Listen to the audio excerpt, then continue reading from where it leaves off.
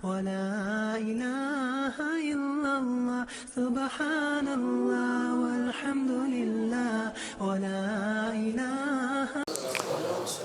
بسم الله الرحمن الرحيم. الحمد لله رب العالمين والعاقبة للمتقين ولا عدوان إلا على الظالمين والصلاة والسلام على سيد الأنبياء وأشرف المرسلين وعلى آله وأصحابه الطيبين الطاهرين والتابعين لهم بإحسان إلى يوم الدين، وبعد. فأعوذ بالله السميع العليم من الشيطان الرجيم.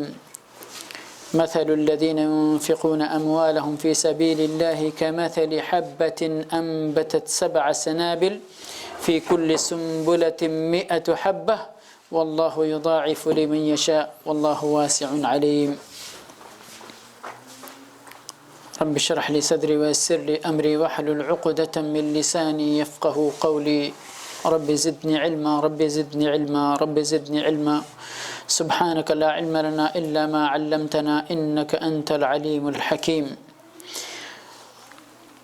حمد و صلات کے بعد گفتگو ابھی جود و سخاوت اور کرم جیسے بہترین اخلاق کے سلسلے میں جاری ہے، اور انشاءاللہ اس درس میں یہ بات عرض کی جائے گی کہ آخر ہمیں جود و سخا کے اخلاق اختیار کرنے کی ترغیب شریعت میں کیوں دی گئی ہے، کیا فائدہ ملے گا ہم کو اپنا مال خرچ کر کے، اس کا ریٹرن کیا ہے. ہم انسان ہیں اور ہر چیز میں عام طور پر لوگ یہی دیکھتے ہیں کہ ہم اگر خرچ کرتے ہیں، ہم یہ چیز یہاں پیسہ لگا رہے وہاں پیسہ لگا رہے، تو اس کا ریٹرن کیا آ رہا ہے. دنیا کے معاملات میں ہم اس چیز کو بہت اچھے انداز میں سمجھتے ہیں اور اس کو سامنے رکھتے ہیں اپنے معاملات کے اندر.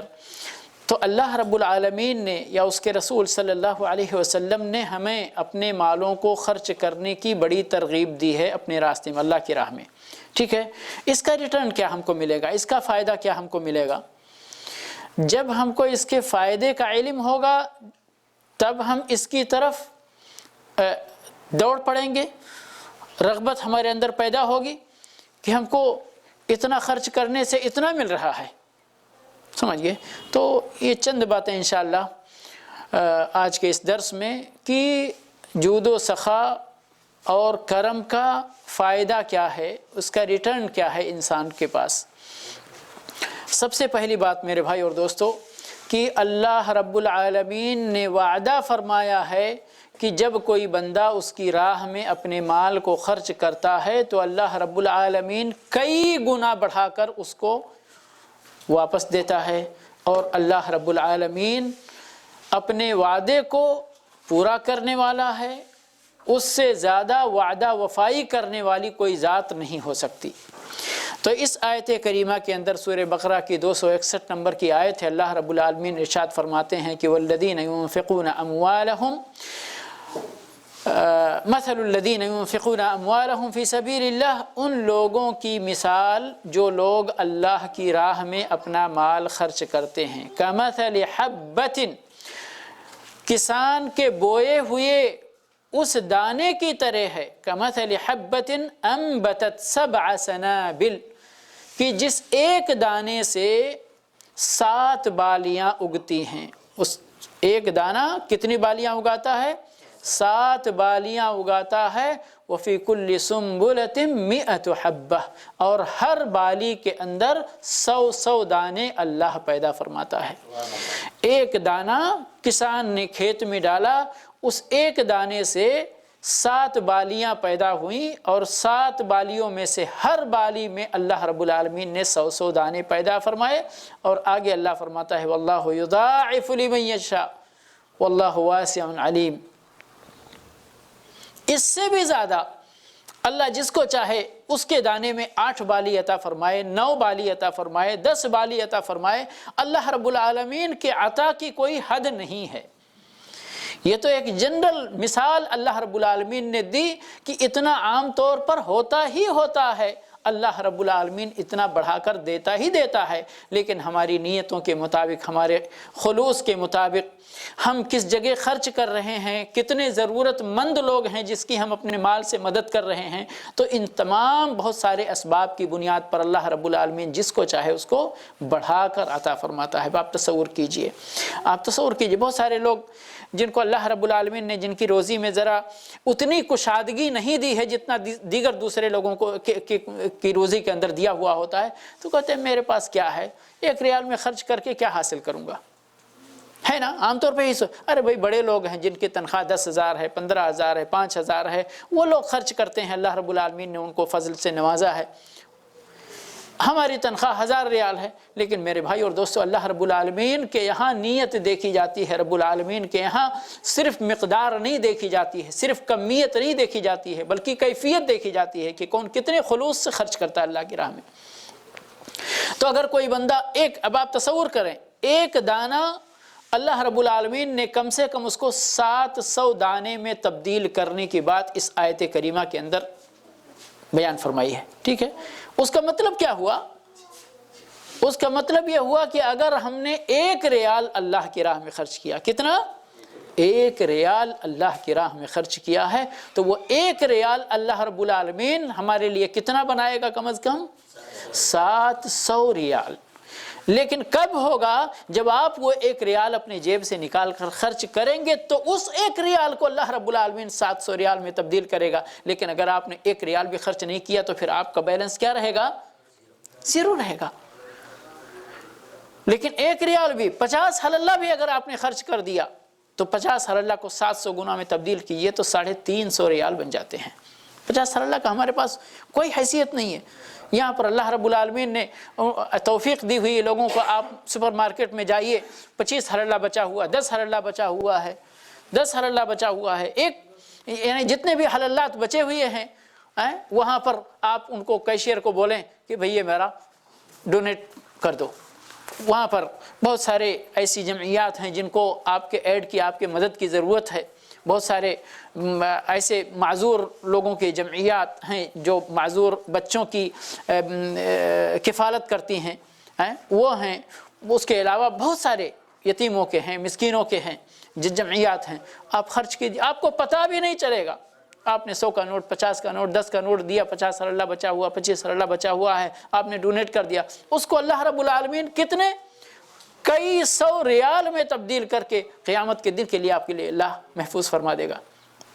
کتنی بڑی بات ہے، سوچنے کی بات ہے یا نہیں ہے، غور کرنے کی بات ہے یا نہیں؟ اور اللہ سے، اللہ کے فضل سے، اللہ کی رحمت سے نا امید ہونے کی بات ہے یہاں پر، یا پر امید ہونے کی بات ہے، ہمت افزائی کی بات ہے کہ ہمارے پاس کم ہی صحیح لیکن خرچ تو کریں اللہ کی راہ میں، آگے تو بڑھیں اللہ کی راہ میں خرچ کرنے کے لیے۔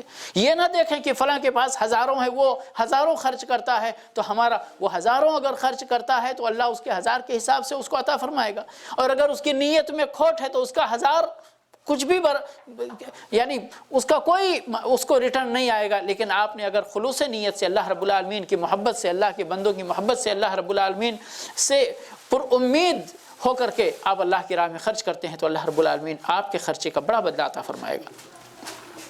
تو یہ بہت بڑی بات ہے میرے بھائی اور دوستو کہ مثل الذین ينفقون اموالهم فی سبیل اللہ، ان لوگوں کی مثال جو اپنے مالوں کو اللہ کی راہ میں خرچ کرتے ہیں اس دانے کی طرح ہے جو 7 بالیاں اگاتا ہے، اور ہر بالی میں 700 دانے ہوتے ہیں۔ واللہ یضاعف لمن یشاء واللہ واسع علیم، اللہ کشادگی دینے والا ہے، اللہ علم رکھنے والا ہے۔ اسی طرح میرے بھائی اور دوستو، میں نے پچھلے درس میں عرض کیا تھا کہ اللہ رب العالمین نے اپنی راہ میں خرچ کرنے کے عمل کو قرض سے تعبیر کیا ہے، اور قرض کا مطلب ہم سمجھ سکتے ہیں، کسی کو بھی آپ 5 ریال بھی قرض دیتے ہیں تو آپ کو کیا ہوتا ہے، آج میں دے رہا ہوں کل وہ مجھے واپس کرے گا، ایسا نہیں ہے۔ بھلے ہی واپس نہ کرے، کوئی لے کر چلا جائے وہ الگ بات ہے، لیکن آپ جس امید سے دیتے ہیں اس کو پیسہ کس امید سے دیتے ہیں کہ ایک دن واپس آئے گا۔ لیکن انسان دھوکہ دے سکتا ہے، اللہ رب العالمین دھوکہ نہیں دے سکتا ہے۔ اللہ رب العالمین سے سچی بات، اللہ رب العالمین سے سچا وعدہ، اللہ رب العالمین سے زیادہ اپنے وعدے کو پورا کرنے والا کوئی نہیں ہو سکتا ہے۔ تو یہاں اللہ کیا فرما رہا ہے، ارشاد فرماتے ہیں سورہ بقرہ کی ابھی 245 نمبر کی آیت ہے، فرماتے ہیں من ذا الذی یقرض اللہ قرضا حسنا، من ذا الذی یقرض اللہ قرضا حسنا فیضاعفہ له اضعافا کثیرہ واللہ یقبض ویبسط واللہ والیہ ترجعون۔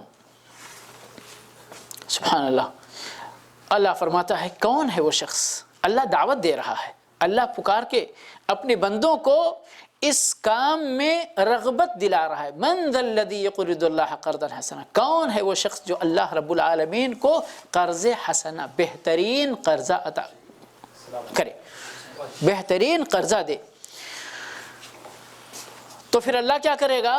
فَيُضَاعِفَهُ لَهُ أَضْعَافًا كَثِيرًا، تو پھر اللہ رب العالمین کا رول شروع ہوگا، ہم شروع کریں گے، ہم دیں گے، پھر اس کے مقابل میں اللہ رب العالمین کی عطا آئے گی، اللہ رب العالمین کی برکتیں ہم کو آئیں گی۔ فَيُضَاعِفَهُ لَهُ أَضْعَافًا كَثِيرًا، بے شمار گنا، اضعافاً کثیرہ، کئی گنا جس کو ہم نہیں جانتے۔ ہاں اللہ رب العالمین وہاں تو 700 گنا اللہ رب العالمین نے بیان فرمایا، اور پھر اس کے بعد فرمایا کہ جس کو چاہے گا جتنا چاہے گا اتنا دے گا۔ یہاں شروع سے ہی فرمائے فَيُضَاعِفَهُ، اس کو اس کے لیے بڑھائے گا، اضعافاً کثیرہ۔ واللہ یقبض ویبسط، اللہ ہی تنگی دیتا ہے اور اللہ ہی کشادگی عطا فرماتا ہے۔ جس کو چاہتا ہے اللہ تنگی دیتا ہے، جس کو چاہتا ہے کشادگی عطا فرماتا ہے۔ وَإِلَيْهِ تُرْجَعُونَ، اور اسی کی طرف پلٹ کر جانے والے ہو۔ ایک دوسرا وعدہ اللہ رب العالمین سے سنیے، بے شمار آیتوں کے اندر اللہ رب العالمین نے اس طرح کی بات کی ہے، لیکن ساری آیتوں کو یہاں ذکر نہیں کیا جا سکتا۔ اللہ رب العالمین ارشاد فرماتے ہیں وَمَا أَنفَقْتُم مِّن شَيْءٍ فَهُوَ يُخْلِفُهُ وَهُوَ خَيْرُ الرَّازِقِينَ۔ ہم بہت سارے کوتاہ نظر لوگوں کی یہی سوچ ہوتی ہے، ارے ہمارے جیب میں ہے 100 ریال، ہم نے اگر 10 ریال خرچ کر دیا تو 90 ہی تو بچا، تو ہمارا مال تو کم ہو گیا۔ یہی ہے نا، ہمارا مال تو کم ہو گیا، 1 ریال بھی اگر ہم نے خرچ کر دیا تو 100 سے 99 پہ آ گیا، 2 ریال تو 98 پہ آ گیا۔ لیکن اللہ رب العالمین کیا فرماتا ہے میرے بھائی اور دوستوں، اور آگے احادیث ایسی آ رہی ہیں کہ ہماری آپ کی آنکھیں کھل جانی چاہیے۔ اللہ رب العالمین ارشاد فرماتے وَمَا أَنفَقْتُم مِّن شَيْءٍ، جو چیز بھی اللہ کی راہ میں تم خرچ کرو گے فَهُوَ يُخْلِفُهُ، تو اس کے پیچھے اللہ رب العالمین تم کو اس کا بدلہ عطا فرمائے گا، اس کا بدلہ عطا فرمائے گا۔ یہ نہیں 10 ریال چلا گیا تو 90 ہی بچا، اب وہ 90 سے 100 کیسے پورا ہوگا؟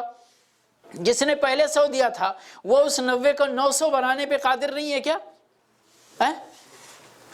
تو میرے بھائی اور وَهُوَ خَيْرُ الرَّازِقِينَ، اس لیے اللہ رب العالمین نے اس آیت کو ختم کس طرح کیا کہ اللہ پر ایمان رکھو کہ اللہ خیر الرازقین ہے۔ تم نے 10 دیا اللہ کی راہ میں، تم نے 1 دیا اللہ کی راہ میں، تو یاد رکھو اس 1 کے بدلے، اس 10 کے بدلے، اس 100 کے بدلے اللہ رب العالمین تم کو بہترین روزی عطا فرمائے گا، بہترین روزی عطا فرمائے گا۔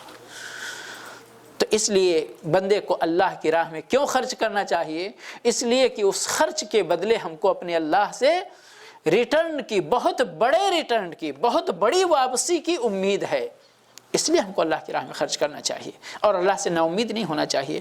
اپنے کم مائیگی کو نہیں دیکھنا چاہیے کہ ہمارے پاس کیا ہے کہ ہم خرچ کریں، نہیں، آپ کے پاس جو ہے وہ خرچ کرو، آپ کے پاس جو ہے وہ خرچ کرو۔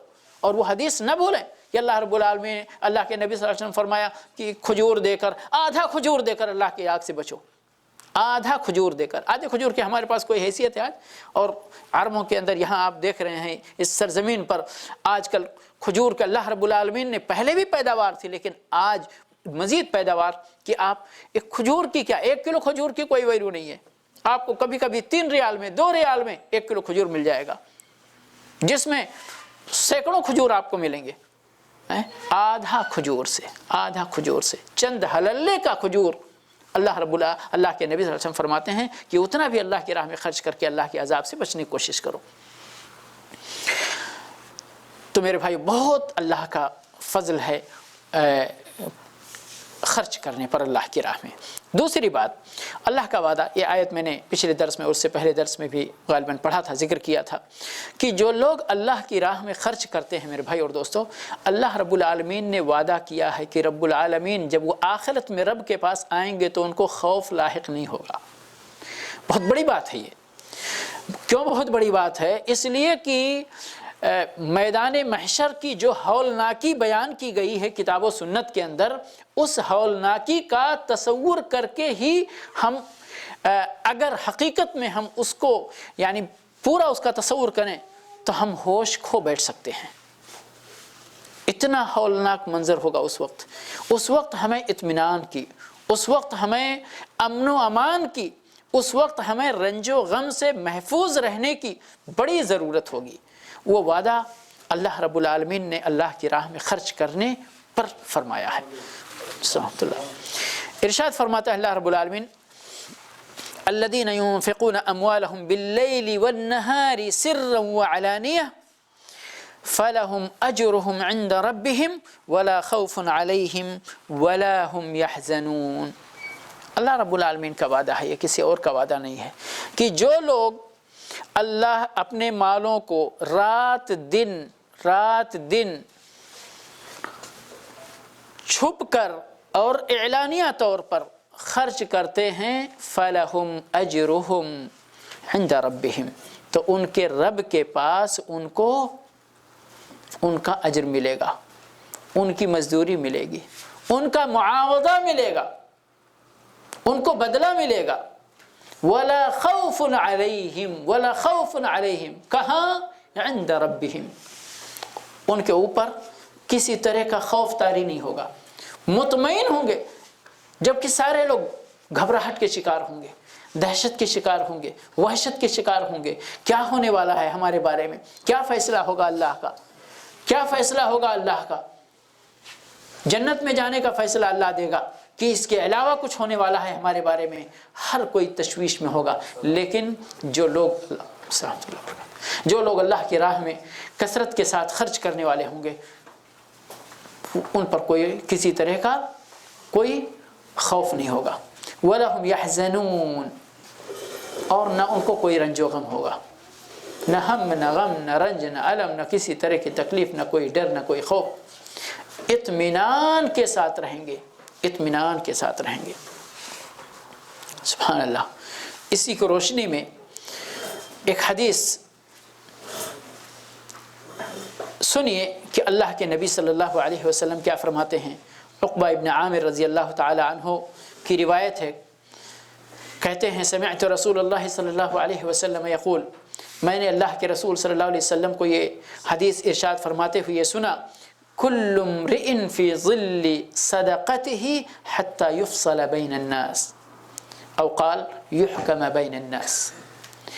قیامت کے دن میدان محشر میں ہر بندہ اپنے صدقے کے سائے میں ہوگا، ہر بندہ اپنے صدقے کے سائے میں ہوگا، یہاں تک کہ لوگوں کے درمیان فیصلہ کر دیا جائے گا۔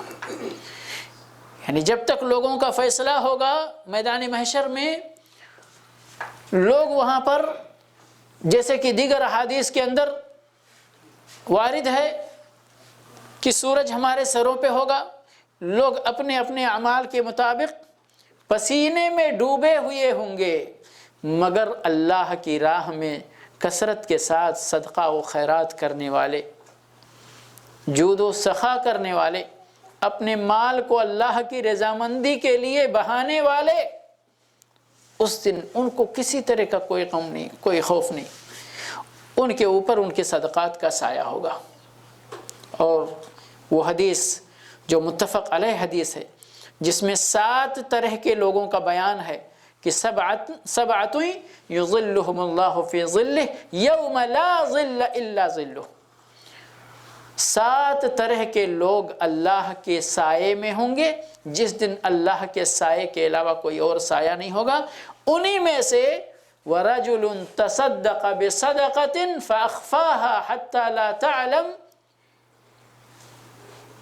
شمالہ ما تنفق یمینہ او کما قال صلی اللہ علیہ وسلم، یہاں تک کہ اس کے بائیں ہاتھ کو، یعنی ایک شخص وہ ہے جو اللہ کی راہ میں صدقہ کرتا ہے اور اتنا چھپا کے، اتنے خلوص کے ساتھ، صرف اور صرف اللہ کی رضا مندی حاصل کرنے کے لیے وہ بالکل پوشیدگی میں اور اتنا چھپا کے صدقہ کرتا ہے کہ اس کے بائیں ہاتھ کو بھی پتہ نہیں چلتا کہ اس کے دائیں ہاتھ نے کیا خرچ کیا ہے۔ تو ایسے بندے کو اللہ کا سایہ نصیب ہوگا، اور اسی بات کو کہا گیا ہے کہ بندہ اپنے صدقے کے سائے میں ہوگا۔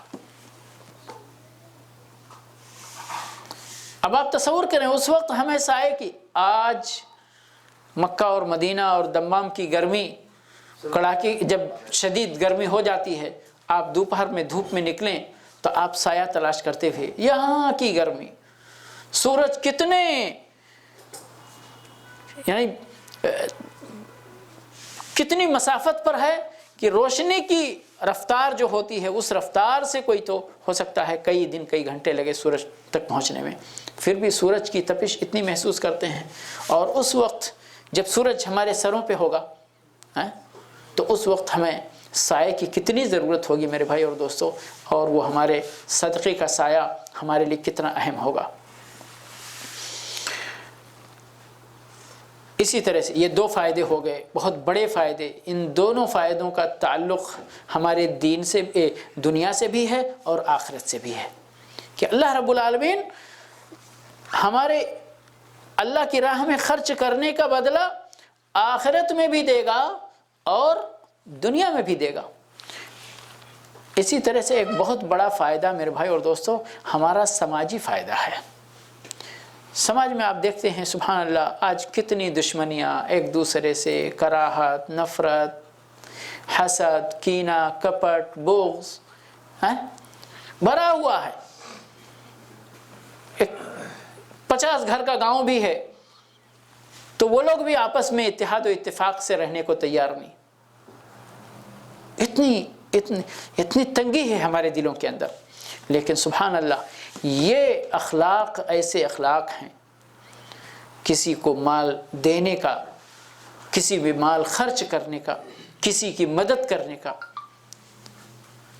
کہ جس کی آپ مدد کر دیں وہ کتنا بھی بڑا آپ کا دشمن ہے، اگر اس کے دل کے اندر انسانیت ہے، اگر شقاوت، بدبختی اور کمینہ پن نہیں ہے، فطرت سے اس کے اندر یعنی فطرت کی کمی نہیں ہے، تو آپ سے کتنا بھی دشمنی کرنے والا بندہ ہوگا، اگر آپ نے اس کے اوپر خرچ کر دیا۔ اور ایسی مثالیں اللہ کے نبی صلی اللہ علیہ وسلم کے زمانے میں بھی موجود ہیں، اور آج تک ایسی مثالیں ہیں اور قیامت تک رہیں گی، کیونکہ یہ اللہ رب العالمین انسانوں کا خالق ہے، اور اللہ رب العالمین کو معلوم ہے کہ یہ انسان کیسے اس کی دل کی دنیا بدلتی ہے، اس کے دل کی دنیا کیسے بدل سکتی ہے۔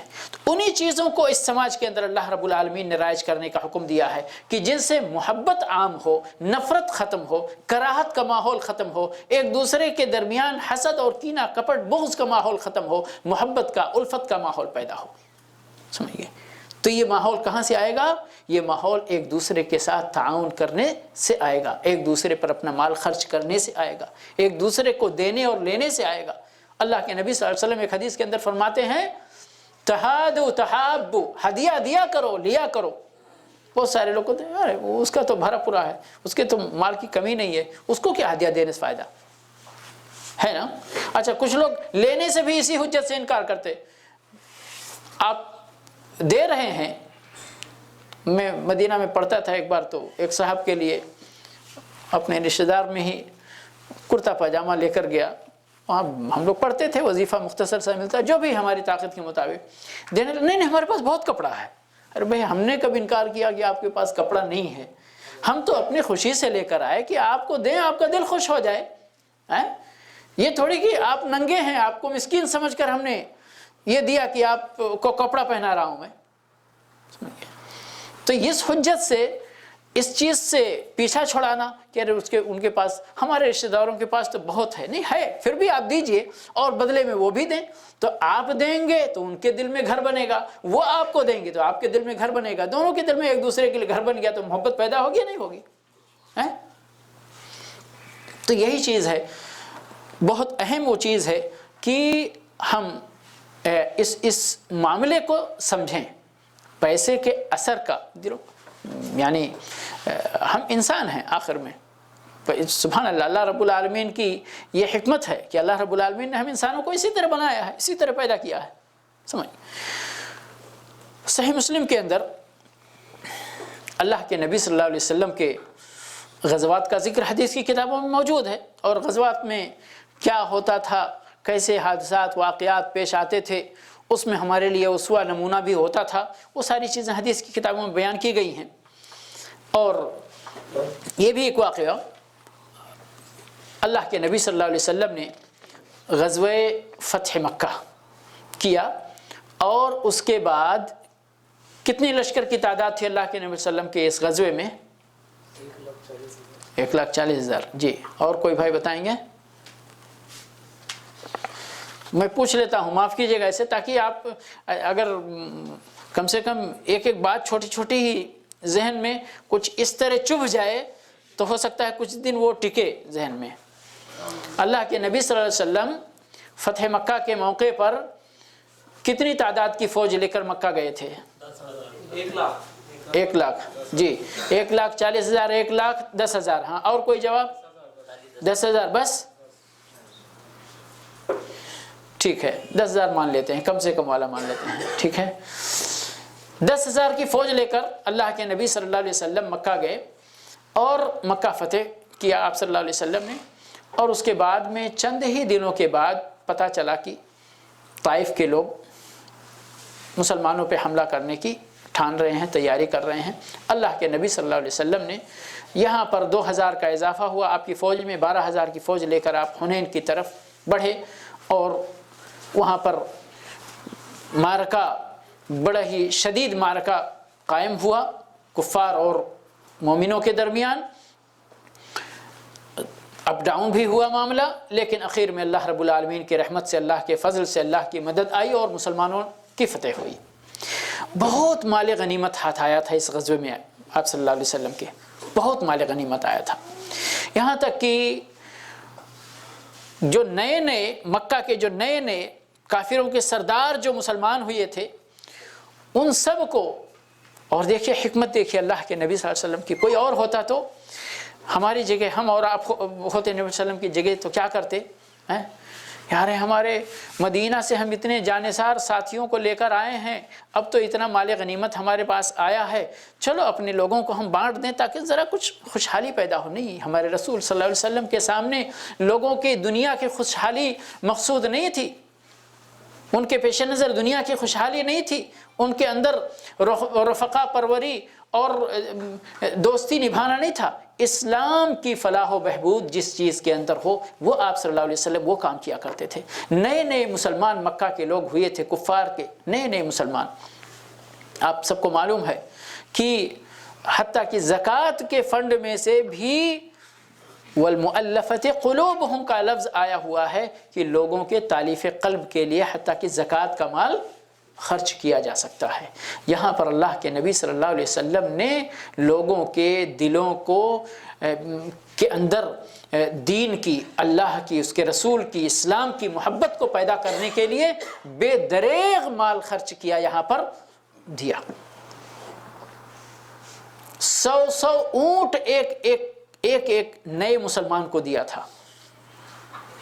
آج ہم دعویٰ سینٹروں میں کبھی یعنی لوگ تانا دیتے ہیں، اس کو ہم تانا بولتے ہیں اپنی زبان میں، کہہ رہے وہاں پر تو بہت سارے لوگ اس طرح، جبکہ یہ صحیح بھی نہیں ہے. میں وہ کہہ رہے وہاں تو پیسے دے کے مسلمان بنا لیتے ہیں، ہے کہ نہیں ہے؟ پیسے دے کے بھی مسلمان بنانا شریعت کے اندر عیب نہیں ہے، یاد رکھیں. اگر کوئی پیسہ لے کر مسلمان بننے کو تیار ہے تو پیسے دے کر مسلمان بنانا بھی، یا مسلمان بننے کے بعد اس کو اسلام پر مضبوطی دینے کے لیے پیسے خرچ کرنا اسلام کے اندر معیوب نہیں بلکہ مقصود ہے، محمود ہے، قابل تعریف چیز ہے. یہ ہمارے دعویٰ سینٹروں میں تو بیچاروں کو کچھ بھی نہیں دیا جاتا ہے، جس کی مرضی ہوتی ہے وہ، کہیں کوئی 100-200 اگر گفٹ کے طور پر 500 دے دے، کچھ کتابیں دے دے، کچھ ہدیہ تحفہ دے دے، وہ الگ بات ہے. لیکن اگر دیا بھی جائے تو کوئی عیب کی بات نہیں ہے. اللہ کے نبی صلی اللہ علیہ وسلم یہاں پر نئے مسلمانوں کو 100 اونٹ، 100 بکریاں عطا فرمائی. اور جس بندے کا، جس نئے مسلمان کا ذکر کرنے جا رہا ہوں، صفوان ابن امیہ رضی اللہ تعالی عنہ،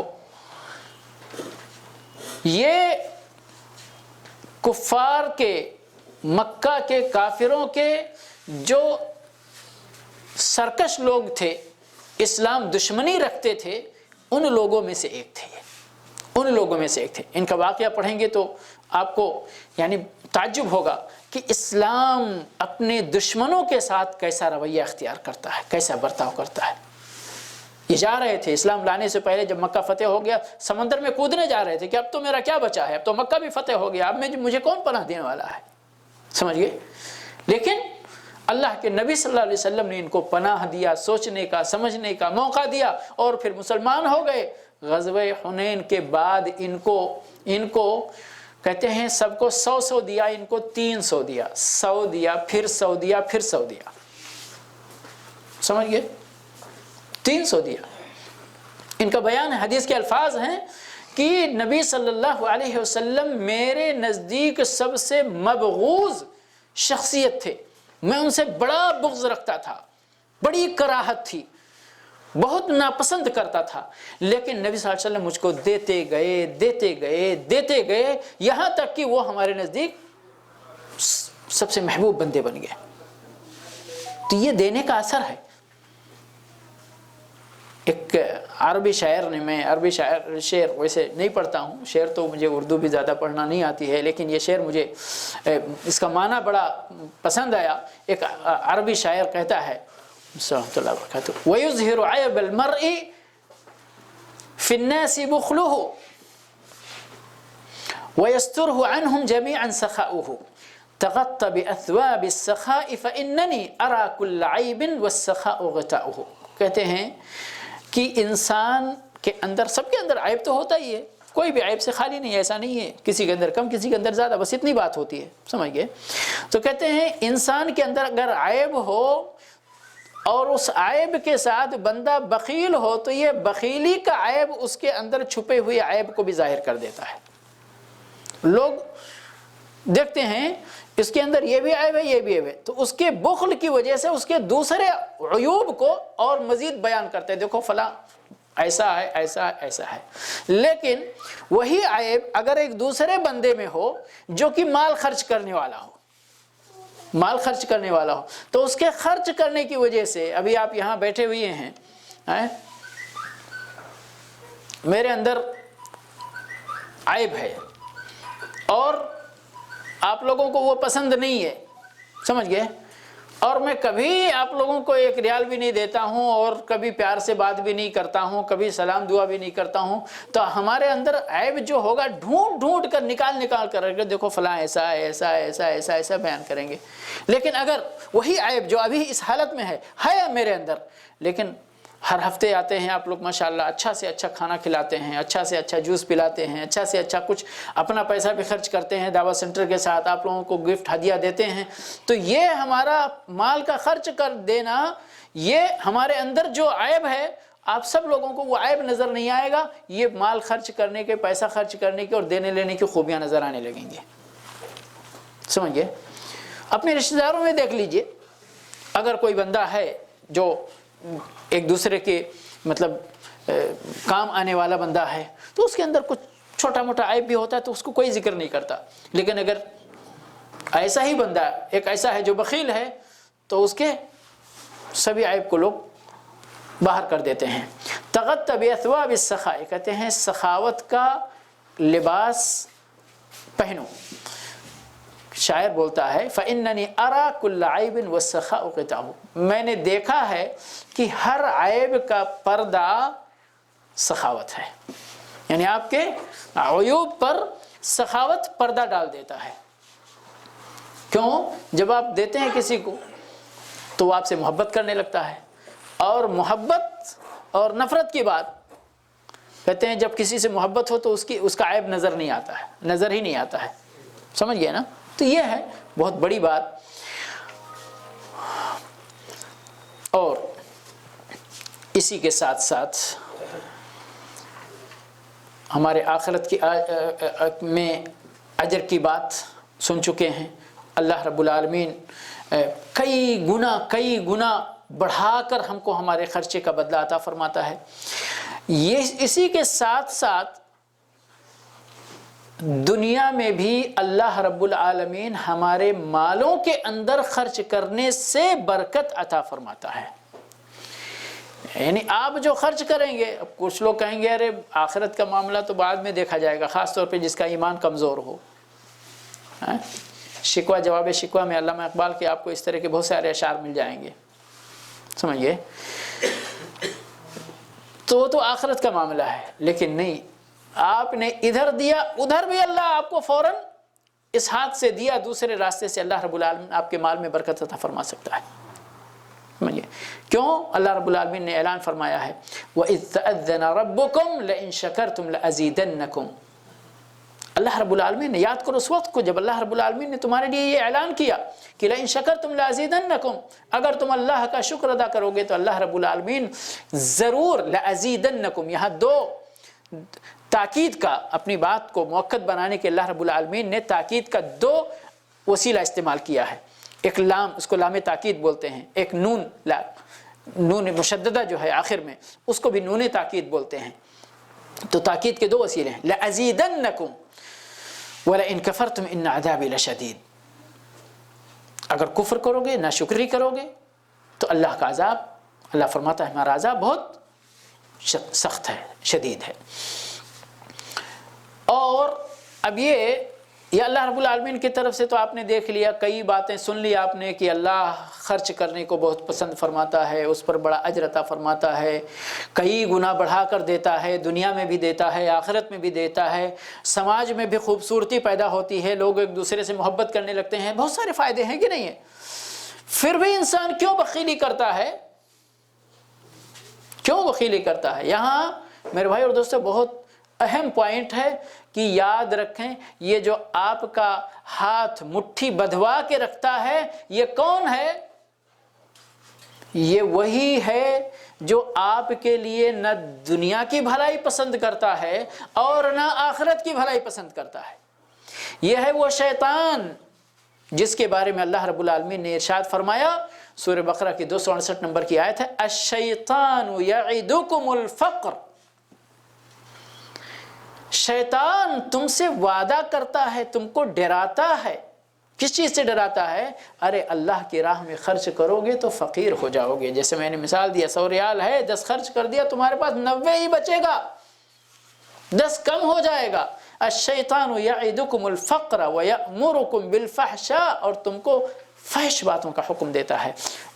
اللہ کیا کرتا ہے؟ واللہ یعدکم مغفرۃ منہ وفضلا، اللہ اپنی طرف سے مغفرت کا وعدہ کرتا ہے اور فضل اور احسان کا وعدہ کرتا ہے۔ واللہ واسع علیم۔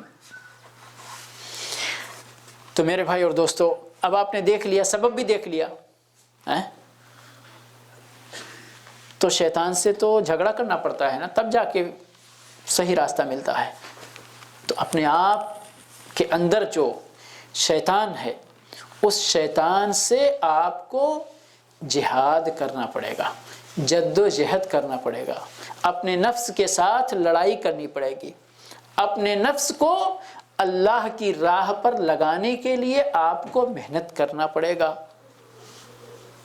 خرچ کرنے کے لیے آپ کا نفس جلدی راضی نہیں ہوگا، مگر اس کو راضی کرنا ہوگا، تاکہ آپ کو وہ انعامات جو اللہ رب العالمین نے خرچ کرنے کی صورت میں وعدہ فرما رکھا ہے، وہ انعامات آپ کو حاصل ہو سکیں، دنیا میں بھی اور آخرت میں بھی۔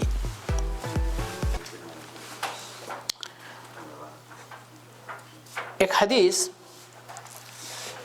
ابو قبشہ انماری رضی اللہ تعالی عنہ کہتے ہیں کہ انہوں نے نبی اکرم صلی اللہ علیہ وسلم کو یہ فرماتے ہوئے سنا، ثلاثۃ اقسم علیہن واحدثکم حدیثا فاحفظوہ۔ 3 باتیں ہیں، میں قسم کھاتا ہوں ان پر، اور تمہیں ایسی بات بتا رہا ہوں جس کو تم یاد کر لو، جس کو تم نوٹ کر لو۔ آپ اپنے نبی کی بات سننے جا رہے ہیں صلی اللہ علیہ وسلم۔ کیا فرما رہے ہیں ما نقص مال عبد من صدقہ، کسی بھی بندے کا مال صدقہ کرنے سے کم نہیں ہوتا ہے، کسی بھی بندے کا مال صدقہ کرنے سے کم نہیں ہوتا ہے۔ کس نے فرمایا؟ رسول اللہ صلی اللہ علیہ وسلم نے فرمایا ہے قسم کھا کے۔ اور نبی صلی اللہ علیہ وسلم جھوٹ بات بولتے؟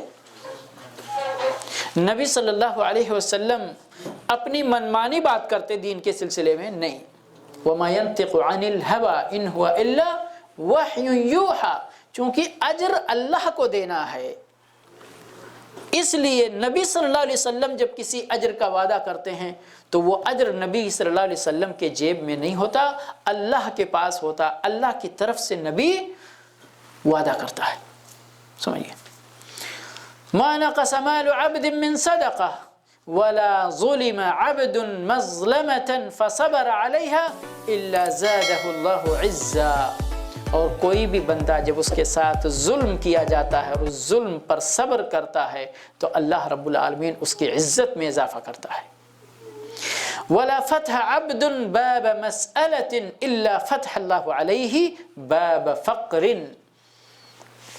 کوئی بھی بندہ بلا ضرورت بلا حاجت اگر لوگوں کے سامنے ہاتھ پھیلاتا ہے تو رب العالمین اس کے سامنے فقر و محتاجگی کا دروازہ کھول دیتا ہے۔ شروعات کس نے کی؟ فقر کی، کہ دروازہ کھولنے کی شروعات ہم نے کی۔ اللہ دے رہا تھا، اچھا بھلا ہماری زندگی گزر رہی تھی، لیکن ہم نے مزید کے لیے ان کے آگے بھی ہاتھ ان کے آگے بھی ہاتھ پھیلایا تو رب العالمین نے کیا کیا؟ ہم کو اس کا الٹا۔ ٹھیک ہے، مانگ ہی رہے ہو تو ضرورت پہ مانگو، بلا ضرورت کیوں مانگ رہے ہو؟ ابھی تک بلا ضرورت مانگ رہے تھے، اب تم کو فقر میں مبتلا کر دیں گے تو تم ضرورت مند بن کر مانگو گے۔ سمجھ گئے؟ کہتے ہیں راوی کہتے ہیں یہ فرمایا، یا آپ نے اسی طرح کا کوئی اور کلمہ یعنی اسی سے ملتی جلتی بات فرمائی تھی، الفاظ دوسرے رہے ہوں گے۔ دوسری حدیث میں اللہ کے نبی صلی اللہ علیہ وسلم ارشاد فرماتے ہیں کہ یہ دنیا 4 طرح کے لوگوں کے لیے ہے، یعنی 4 طرح کے لوگ اس دنیا میں رہتے ہیں۔ ایک وہ بندہ پہلا ہے جس کو اللہ رب العالمین نے مال بھی عطا فرمایا، علم بھی عطا فرمایا، تو وہ اپنے علم اور مال کے ذریعے اللہ سے ڈرتا ہے، صلہ رحمی کرتا ہے اور اللہ رب العالمین کے حقوق کو پہچانتا ہے اور اس کی ادائیگی کرتا ہے، تو یہ سب سے افضل مرتبے والا بندہ ہے۔ اور اسی طرح سے ایک وہ بندہ ہے جس کو اللہ رب العالمین نے علم عطا فرمایا، مال نہیں عطا فرمایا، تو وہ سچی نیت سے اپنے علم کے مطابق مال خرچ کرنے کی فضیلت کو پہچانتا ہے اور سچی نیت سے اپنے دل میں اللہ سے کہتا ہے، اللہ اگر میرے پاس مال ہوتا تو جس طرح فلاں بندہ تیری راہ میں مال خرچ کر رہا ہے میں بھی خرچ کرتا، تو وہ اپنے نیت کے مطابق اس مال خرچ کرنے والے کے برابر اجر کا مستحق ہوگا۔ فَهُوَ بِنِيَّتِهِ فَأَجْرُهُمَا سَوَاءٌ، اور تیسرا بندہ وہ ہے جس کو اللہ رب العالمین نے مال دیا لیکن اس کو علم نہیں دیا، تو پھر وہ مال کو ادھر ادھر جائز ناجائز راستے میں خرچ کرتا ہے اور اللہ سے نہیں ڈرتا، صلہ رحمی نہیں کرتا، اللہ کے حقوق کو نہیں پہچانتا، تو یہ بندہ بہت ہی بدترین منزل والا مرتبے والا بندہ ہے۔ اور اسی طرح سے ایک وہ بندہ ہے جس کو اللہ رب العالمین نے نہ مال دیا نہ علم دیا ہے، نہ علم ہے نہ مال ہے، محروم ہے دونوں چیزوں سے، لیکن اپنی نیت کے مطابق۔ میرے بھائی اور دوستو، یہاں پر نیت کا رول ہے جو ہم بار بار سمجھاتے ہیں کہ نیت وہ جو ہم نماز پڑھنے سے پہلے زبان سے کر لیتے ہیں، وہ نیت اللہ کو اس سے کوئی سروکار نہیں ہے۔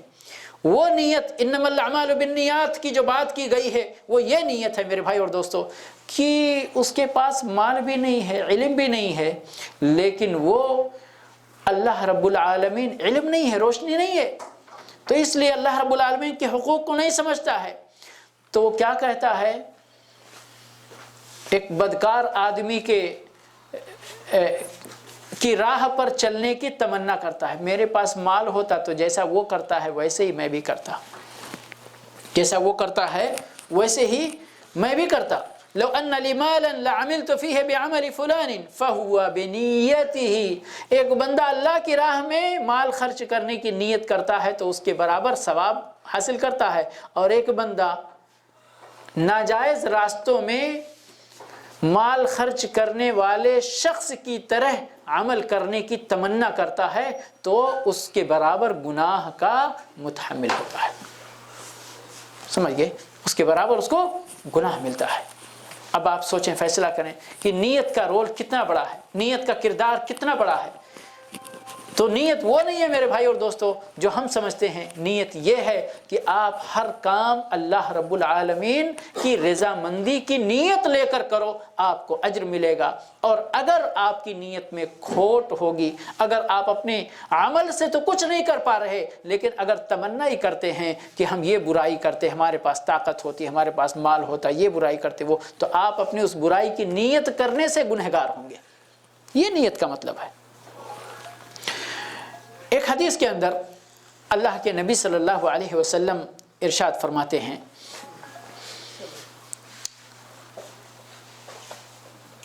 कि बंदा कहता है माली माली, मेरा माल मेरा माल। हम सब कहते हैं ना, हम सब कहते हैं मेरे पास इतना रुपया है, इतना रियाल है, इतना घर है, इतना फ्लैट है, इतना प्लॉट है, इतना बैंक बैलेंस है, इतने इतने इतने इतने इतने सारी चीज़ें। कभी मजलिस में बैठते हैं, फ़ख्र मुबाहात में गिना जाते हैं, है कि नहीं है? अल्लाह के अबू हुरैरा रज़ियल्लाहु ताला अन्हु की हदीस से फरमाते हैं अल्लाह के नबी सल्लल्लाहु अलैहि वसल्लम यक़ूलुल अब्दु माली माली, बंदा कहता है मेरा माल मेरा माल। लेकिन याद रहना चाहिए इन्नमा लहू मिन मालिही सलास, उसका माल सिर्फ 3 शक्लों में है, 3 सूरतों में है। मा अकल फ़अफ़ना, खाकर ख़त्म कर दिया, औ लबिस फ़अबला, या पहनकर पुराना कर दिया, औ अअता फ़क़तना, या किसी को दे दिया, अल्लाह की राह में खर्च कर लिया तो उसने अपनी आखिरत के लिए उस माल को स्टोर कर लिया। ये 3 हो गया ना, खा लिया, पहन लिया, अल्लाह की राह में खर्च कर दिया। यही है इंसान का माल। हमको सच बता रहा हूँ, होश में आ जाना चाहिए, यही इंसान का माल, चौथा कोई इंसान का माल नहीं है। वमा सिवा दालिक, फरमाते हैं नबी सल्लल्लाहु अलैहि वसल्लम कि इन 3 के अलावा जो कुछ भी है ज़ाहिबुन फहुवा ज़ाहिबुन व तारिकुहु लिन्नास, तो वो चले जाने वाला है, या ये बंदा चला जाने वाला है अपना माल लोगों के लिए छोड़कर। यही तो होता है। माल आज हमारे पास है, कल आपके पास है, चला गया, आपके पास से निकला किसी और के पास चला गया। या हम माल को सैंत सैंत कर रखते हैं, बटोर बटोर के रखते हैं खूब, और एक दिन आंख बंद हो जाती है तो जो माल जहां है, सुभान अल्लाह, कितनी बड़ी नसीहत की बात है मेरे भाई और दोस्तों कि यानी आखिरत के ताल्लुक़ से, जो क़ब्र और जनाजे के ताल्लुक़ से हदीसें हैं, वहाँ भी बड़ी इबरत है कि इंसान, आपके पास 1 करोड़ 1 अरब 10 अरब बैंक में रखा हुआ है, आपका जब इंतकाल होता है तो उसमें से 1 नया पैसा भी आपके साथ आपके कब्र तक भी जाता है। जहां है, जिस बैंक में है, वो बैंक वाले भी दुनिया का प्रूफ मांग कर कहीं वो पैसा रिलीज करेंगे, नहीं तो उनकी भी नीयतें खराब हो जाती हैं, है या नहीं है? तो वो तो जाने वाला है, वो तो आपका नहीं है। और अगर बहुत है, आप अपने पीछे अपने बेटे और बेटियों को छोड़कर जा रहे हैं, वो आपके माल को इस तरह आपस में तकसीम कर लेते हैं। आपको कोई याद, बहुत वफादार बेटा बेटी हो तो कभी याद रखता है, कभी आपके नाम पे 2 पैसे खर्च कर देता है, नहीं तो वो भी गवारा नहीं है। आपने अगर अपने बच्चों की दीनी तरबियत की है, यहाँ ये भी मसला याद रहना चाहिए, आपने दीनी तरबियत की है, उनके दिलों के अंदर वालिदैन का वक़ार बैठाया है, उस अहमियत को, वालिदैन के साथ बिर्र एहसान की अहमियत को उनके दिल के अंदर बैठाया, उनकी तरबियत का हिस्सा बनाया है, हो सकता है कभी आपको याद कर लें। नहीं तो अगर उनकी दुनियावी तरबियत की है तो उनको तो मौज हो जाता है, उनको तो ये होता है कि अरे हमारे अब्बा जान इतना छोड़ कर गए, अभी हमको क्या है, और वो आपके छोड़े हुए माल की मजीद तरक्की में लग जाते हैं, आपको भूल जाते हैं, दूसरे दिन से आपको भूल जाते हैं। क्या है? کیا ہمیں نصیحت نہیں حاصل کرنا چاہیے؟ یہ اللہ کے نبی صلی اللہ علیہ وسلم کی حدیث ہے، فرماتے ہیں یہ 3 طریقے ہیں جو تم اپنے مال کو استعمال کر لیتے ہو، چوتھا کوئی طریقہ نہیں، باقی جو بھی ہے وہ سب تم دوسروں کے لیے چھوڑ کر جاؤ گے۔ حضرت عائشہ رضی اللہ تعالی عنہا سے روایت ہے، فرماتی ہیں کہ ایک بار بکری ذبح کی گئی تھی، نبی صلی اللہ علیہ وسلم کے گھر میں اس بکری کا گوشت تھا۔ آپ صلی اللہ علیہ وسلم نے سوال کیا کہ اس بکری کا کچھ گوشت بچا ہوا ہے، ما بقی منہا، کہ اس بکری کا کیا بچا ہوا ہے؟ ہم سب لوگ کیا جواب دیں گے؟ یہی نا، اتنا کھا لیا گیا، ختم ہو گیا، یا بانٹ دیا گیا، یا جو بھی ہے اتنا بچا ہوا ہے، جو آپ کے فریز میں ہے، جو آپ نے سکھا کے رکھا ہے، جو آپ نے کہاں رکھا ہے اسی کو۔ عائشہ رضی اللہ تعالی عنہا نے بھی وہی جواب دیا، فرمایا ما بقی منہا الا کتفا، ایک دست بچی ہوئی ہے، ایک کندھا بچا ہوا ہے اس کا، بس ختم ہو گیا، باقی سب۔ اللہ کے نبی صلی اللہ علیہ وسلم فرماتے ہیں بقی کلھا غیر کتفھا، ہو سکتا ہے اس بکری کا باقی سارا گوشت تقسیم کیا ہو، بظاہر یہی ہے اس حدیث کا مفہوم۔ فرماتے ہیں سارا بچا ہوا ہے، صرف ابھی یہ نہیں بچا ہوا ہے، یہ خطرہ ہے، جو اللہ کی راہ میں خرچ کر دیا گیا وہ بچا ہوا ہے، وہ محفوظ ہو گیا، اس کو اب نقصان پہنچنے کا کوئی خطرہ نہیں ہے، جو بچا ہوا ہے اس کو نقصان پہنچنے کا خطرہ ہے۔ غور کرنے کی بات ہے۔ تو اس لیے میرے بھائی اور دوستو، انہی باتوں پہ میں اپنی بات ختم کرتا ہوں، اس دعوت کے ساتھ سب سے پہلے اپنے نفس کو اور اس کے بعد اپنے سارے مسلمان بھائیوں کو کہ ہمیں نصیحت پکڑنی چاہیے۔ کتنے لوگ ہمارے سامنے کتنے کروڑوں اربوں روپیہ چھوڑ کر جا رہے، سلطنتیں چھوڑ کر جا رہے، منٹوں کے اندر تخت سے سڑک پر اور سڑک سے تخت پر لوگ آ رہے جا رہے، دنیا کا یہی نظام ہے، چل رہا ہے، لیکن ہمیں نصیحت نہیں آتی۔ ہمیں نصیحت حاصل کرنی چاہیے، اپنے گرد و پیش کے واقعات سے ہم کو نصیحت حاصل کرنی چاہیے۔ اللہ رب العالمین سے دعا ہے کہ پروردگار ہمیں توفیق عطا فرمائے کہ ہم بخیلی سے بچ سکیں، شح کی عادت رب العالمین اس سے ہمیں محفوظ فرمائے، اور اللہ کی راہ میں زیادہ سے زیادہ خرچ کرنے کی توفیق عطا فرمائے۔ وآخر دعوانا الحمدللہ رب العالمین، وصلی اللہ علی نبینا محمد وعلی آلہ واصحابہ اجمعین۔ جیسا کہ پہلے بھی اعلان کیا گیا تھا کہ انشاءاللہ لله ولا إله إلا الله سبحان الله والحمد لله ولا إله إلا الله سبحان الله والحمد لله ولا إله إلا الله. Every time